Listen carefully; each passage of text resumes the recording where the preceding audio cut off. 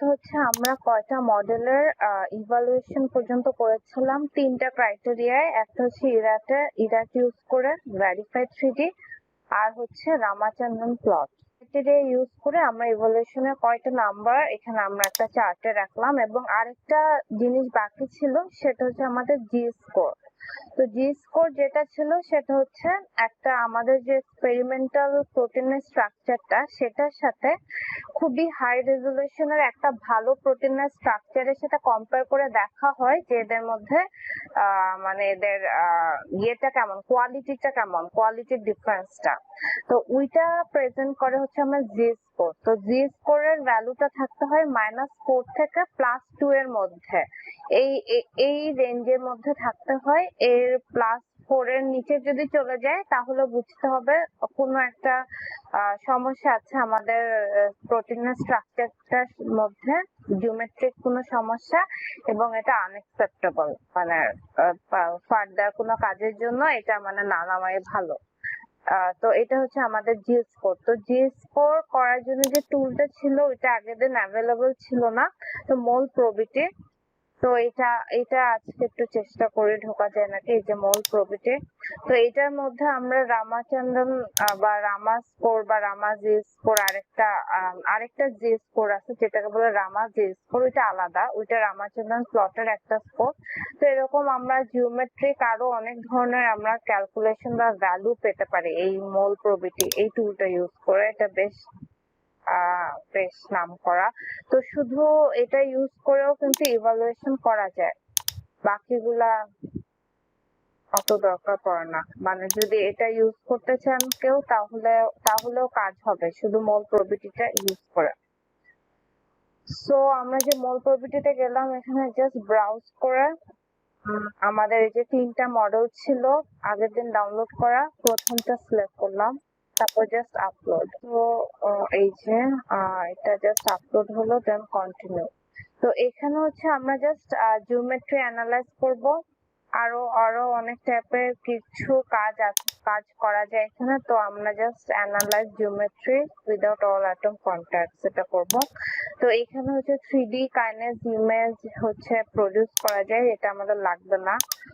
এগুলো তো অনেক সময় লাগে, মানে দেওয়া যেত, দিলে দেখা যেত 1-1.5 ঘন্টা লেগে যায় তো এটার রেজাল্ট আসতে।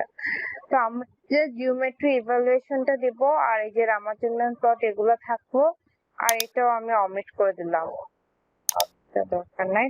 তারপর হচ্ছে রাম প্রোগ্রাম।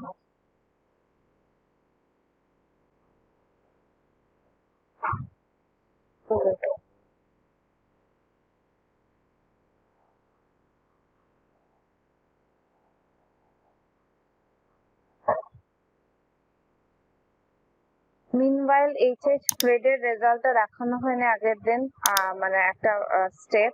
তো এইচএইচ স্প্রেডে হচ্ছে আমাদের প্রোটিন সিকোয়েন্সটা দেওয়ার পর হচ্ছে আমাদেরকে অনেকগুলো টেমপ্লেট দেয়। তো এখান থেকে এটা যেহেতু মাল্টিপল টেমপ্লেট মডেলিং, আমরা যে টেমপ্লেট গুলো সিলেক্ট করে দেব সেগুলো দিয়ে পরে মডেলিংটা হবে। তো এই যে আমি প্রথম 5টা সিলেক্ট করে দিলাম, মানে এটা হচ্ছে সেকেন্ড স্টেজ ছিল আমাদের প্রোটিন সিকোয়েন্সটা দেওয়ার পর। তো 5টা সিলেক্ট করে দিলাম, মানে আপনার দরকার মতো সিলেক্ট করবেন যার যেটা পছন্দ, তারপর জাস্ট মডেল ইউজিং সিলেকশন। আর মোস্ট প্রবাবলি হচ্ছে আমাদেরকে এখানে মডেলারের কিটা এখানে দেওয়া লাগবে, তো এটা হতে থাকুক। তো এই যে আমাদের মোল প্রবিটির হচ্ছে অ্যান্সার। তো এখানে আসছে রামা জি স্কোর, এই যে এটা রামা ডিস্ট্রিবিউশন জি স্কোর। হ্যাঁ, এই যে এটা। তো এটা আসছে হচ্ছে আমার -2। তো মানে ইয়েলোর ঘরে মানে মোটামুটি একটা রেজাল্ট, গ্রিন হলে একদম বেস্ট হতো। তো আমি এই কোডটা একটু কপি করে এই এখানে পেস্ট করলাম।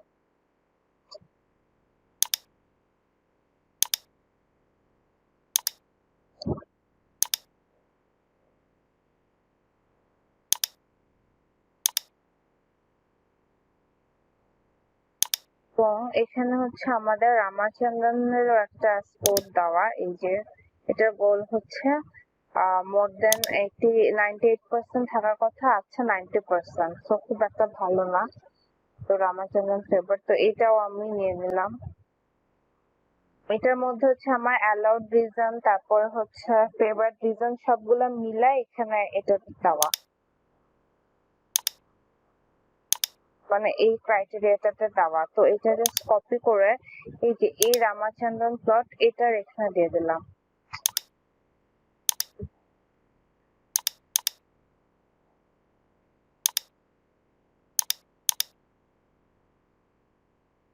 আচ্ছা, এভাবে আমি ফার্স্ট বাকি দুইটারও করি, তাহলে আমরা সামনের কাজে আগাই যেতে। তো যেখানে গিয়ে ব্রাউজ, তারপর হচ্ছে সেকেন্ড মডেলটা নিলাম, দেন আপলোড,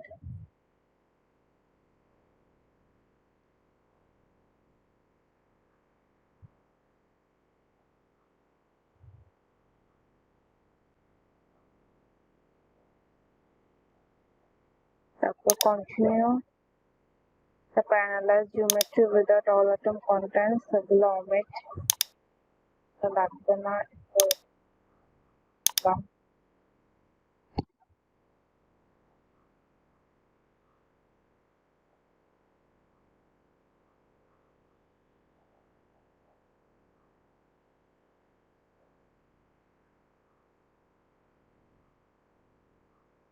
এটা দেখ, তো এটা হচ্ছে এইচএস স্প্রেড এর অবস্থা, যে আমাদের 5টা টেমপ্লেট সিলেক্ট করে দেওয়ার পর ওরা জাস্ট একটা অ্যালাইনমেন্ট করে দিল। তারপর হচ্ছে forward to modeller, forward to modeller দিলে এখানে হচ্ছে যে মডেলারের কিটা দেওয়া লাগবে, যেটা ছিল আমার এরকম, তারপর জাস্ট সাবমিট।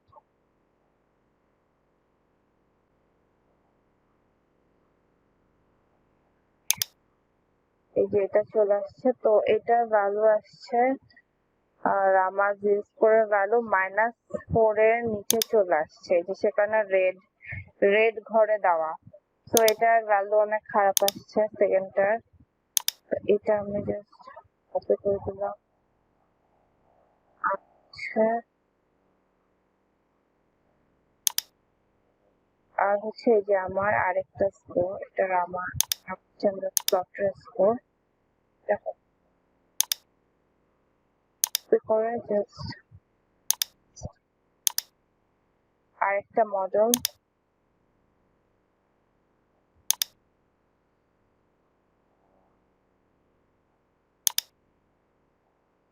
ব্রাউজ, এই যে থার্ড নাম্বার মডেলটা, ঠিক আছে।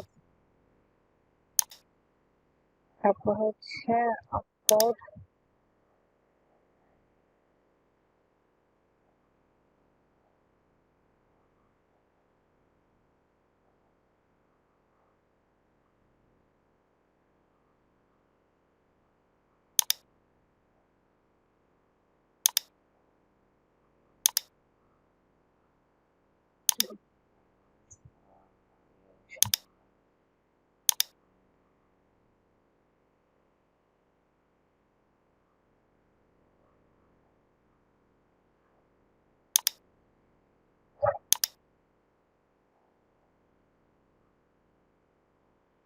এইচএস স্প্রেড এর রেজাল্ট চলেও আসছে খুব ফাস্ট। তো এই যে 5টা টেমপ্লেট দিয়ে এটার হচ্ছে এই মডেলটা ওরা হচ্ছে করে দিয়েছে, মডেলার এই নাম্বারটায়, মানে এই সিরিয়াল নাম্বারটা দেওয়া। তো এটা ছিল এইচএস স্প্রেড। তো আমরা এই 3টা দিয়ে করি। তো ও এই যে মল প্রভিটিরও কিন্তু রামাচন্দ্রন প্লটের একটা পিডিএফ দেয়, যে এখানে পিডিএফ একটা লিংক দেওয়া, এটা যদি আমি আলাদা করে ওপেন করি,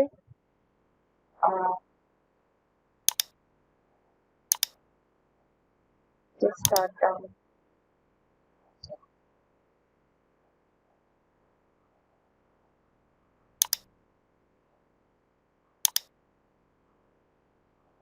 ওদের রামাচন্দ্রন প্লটের অ্যানালাইসিসটা আরো একটু ইন ডেপথ, মানে আরো একটু ইন ডিটেলস, মানে ওরা প্রতিটা এরিয়া আলাদা আলাদা করে নিয়ে ওইখানে হচ্ছে এই যে ফাই এবং সাই অ্যাঙ্গেলস এর ডিস্ট্রিবিউশন গুলা দেখিয়েছে প্রতিটা পার্টের, মানে পুরা প্লটটার।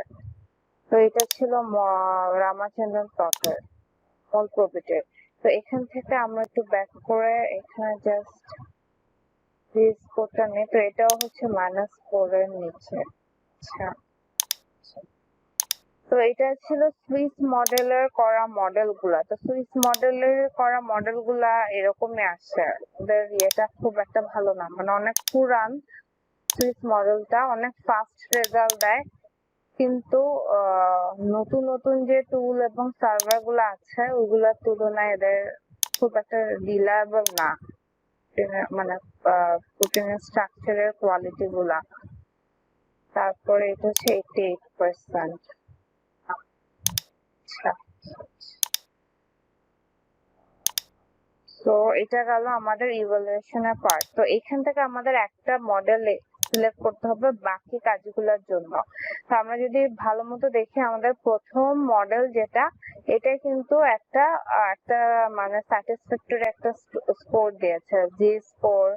তারপর হচ্ছে আমার রামাচন্দ্রন প্লটের স্কোর, এটাও মোটামুটি হাই বাকিগুলোর থেকে। ভেরিফাইড 3D এটার স্কোরও হাই, ইরাটেরটাও মানে সেকেন্ড হাইয়েস্ট স্কোর।